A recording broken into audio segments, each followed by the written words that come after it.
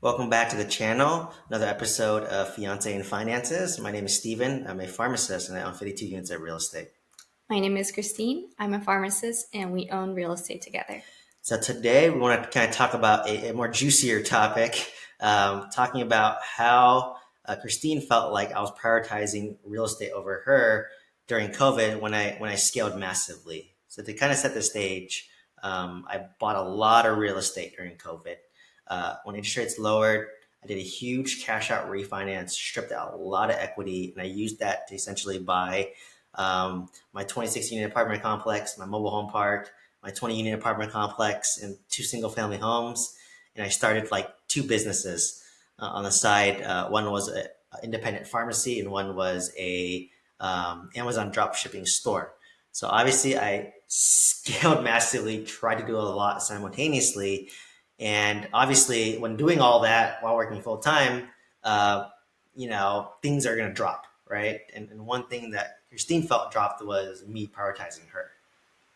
Yeah, so this happened basically after Steven lost his job, and so I knew that Steve was a little bit sad over losing a job, and because he had this extra free time, he was just pouring all his other efforts into like his other side businesses or other ventures.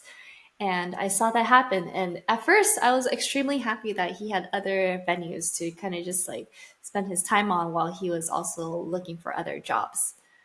But I saw that it kind of like spiraled into like consuming his daily life from waking up and listening to podcasts.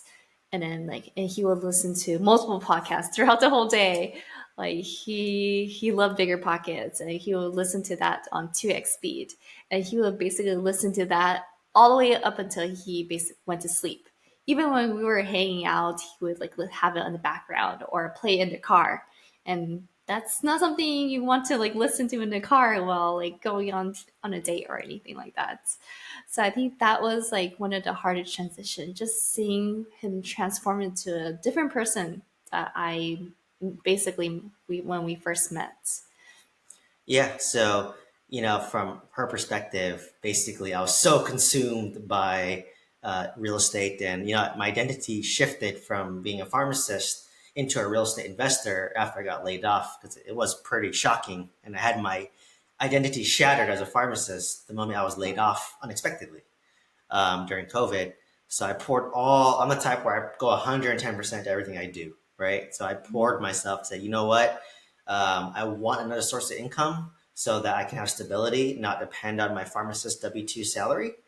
And for me, I wanted to learn because I felt so behind, right? Because when you listen to like Bigger Pockets, when you listen to all these podcasts, you see a lot of real estate investors who own a lot more real estate than you. And they, kind of share this hope of cash flow and, early retirement and financial freedom. So I was definitely drinking that Kool-Aid, listening Yes, to a you were. lot of episodes on 2x speed. I would literally be like showering and listening to a podcast on 2x speed. I would drive, listen to a podcast. And then anytime Christine like would come over to visit me, I just would share, oh my God, I learned about this, and this. I want to do this, and this. Yes, he went on like hour rants just telling me about the amazingness of like this venture, this business.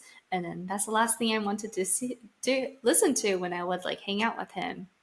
And kind of like reflecting, hindsight's 2020, right? But like when you're first starting something new, you're so rosy and overly optimistic because you don't know. It's called uninformed optimism. Like I was uninformed, and of course, the podcast they're going to kind of highlight real estate, right? Which is why I kind of am more transparent about real estate because I know the reality of it, and I feel like no one's really sharing the reality of it. But now I'm just like, wow, like after buying a lot of real estate, obviously it takes a lot of time and effort, right? Because I'm putting so much money into this. Like I dropped about $1.2 million buying 80 units in 8 months. So Mhm. obviously, where your money goes, your attention will follow it, which makes sense, right? Because I'm putting in a lot of big money into this, and I'm trying to learn as I'm going too. Because it was new for me. It was new for me to buy apartments. It was new for me to renovate. I think I renovated like close to 100 units between my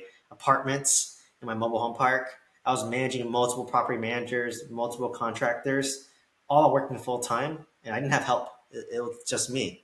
So obviously I was trying to like learn as much as possible through podcasts, learn as much as possible through just talking to my property managers, and helped me lay great foundation today, obviously, And right? of course, I wanted to be supportive. I knew that what you were going through, it was not an easy journey, being able to like pour so much of your money and your time. And I tried to be as supportive as I can, um, with trying to help your mental well-being because you were still laid off at that time. Yeah, and it is challenging, right? Because for me, I'm so emotionally involved with the real estate, and then Christine, she kind of is not as emotionally involved. It's just more of like concern for like, oh, like is he doing okay? Like, is he overly stressed?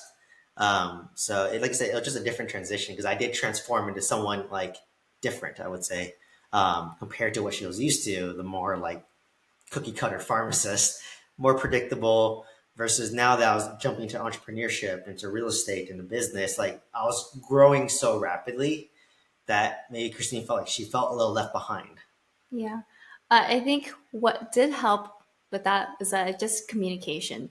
I pulled you aside and then I just told you everything. It's just like, oh, I felt like I didn't matter anymore. And then that I was second tier to all your real estate.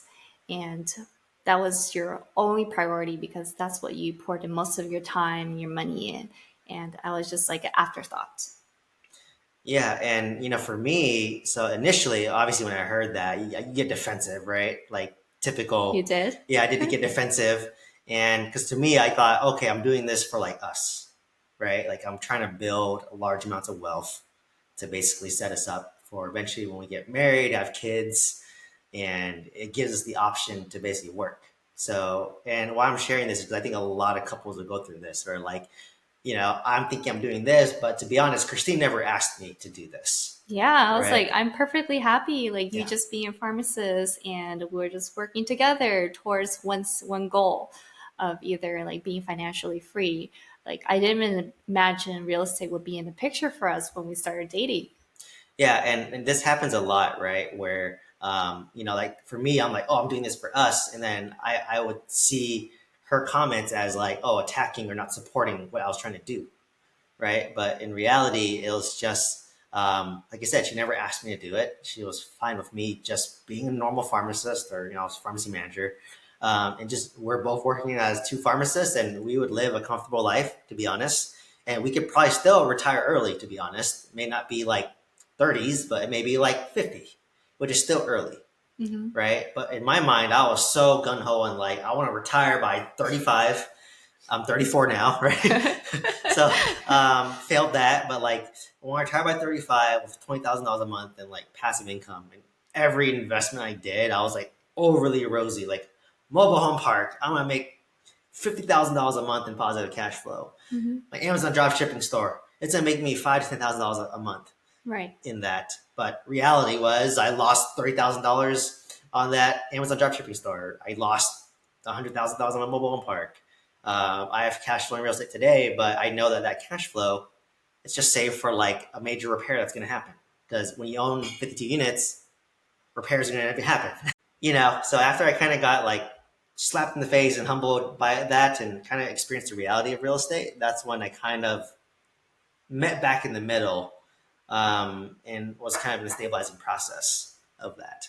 So I would say while I was growing, while I was scaling, yes, I think that was my number one priority, unfortunately. And, the relationship was, I don't think we still did stuff together, I Of would course we say. did. I think after Yeah. that conversation, you actually got more clarity. You're like, oh, I didn't realize that I was like neglecting me. Yeah. Like, and then you had a better balance. Yeah. So I think it was really communication that helped. And looking back, like there are seasons of lives. That time it was a season of growth and learning. But now we are growing together. Yeah. Now we're kind of in a season of stabilizing, right? Like Hmm. obviously I bought a lot of real estate, more than I ever thought I'd own, and more than most people should own, right?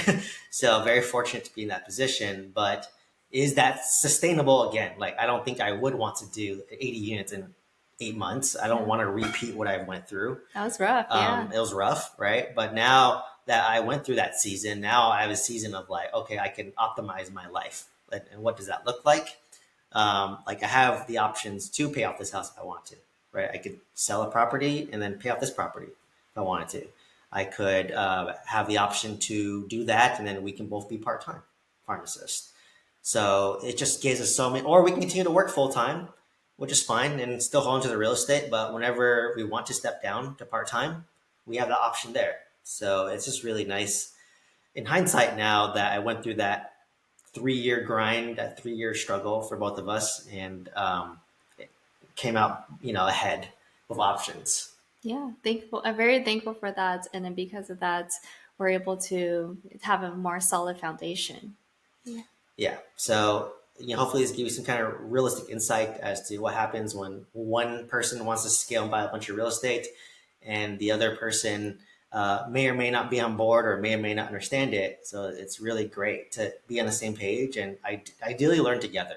Yeah, these money talks are very difficult, I'd Yeah. say. Yeah. Yeah, but it's difficult. But it's difficult things is what needs to happen if you want to have rapid growth and change. So, anyways, hopefully you found value from this video. If you're looking to buy multifamily real estate with some guidance, check out the link down below for the mentorship program. Otherwise, please let us know what questions you had or share with us what struggles you went through. One person wanted to buy real estate, the other didn't. And please like, comment, subscribe. I hope to see you next one. Thank you so much. Yeah, let us know what else you want to see. Thank you for watching. Bye Thank you. bye.